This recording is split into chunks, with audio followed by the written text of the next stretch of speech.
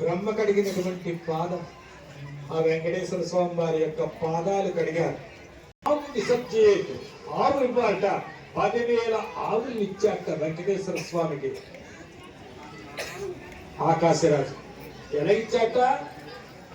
ఆ వేదిక మీదకి 10,000 ఆవులు రావు. ఒక్క ఆవు రావడమే కష్టం. గాం విసర్జేతు, ఆవుని విడిచిపెట్టు. గౌర్దేను భవ్యానాది. ఒక పోక చెక్క తీసుకున్నాడు. పోక చెక్క లక్ష్మితో సమానమట.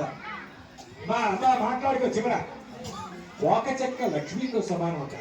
అంచేత ఆ పోక చెక్కని నీటిలో ఉంచి గాం అదే ఆవు కింద విసర్జేతు విడిచిపెట్టుంటాడు. పొట్టకని వేలుతోటి ఆ చెక్కని ఇప్పుడు ఆచార్య స్వాములు ఆవు కింద విడిచిపెడతారట. ఆ తర్వాత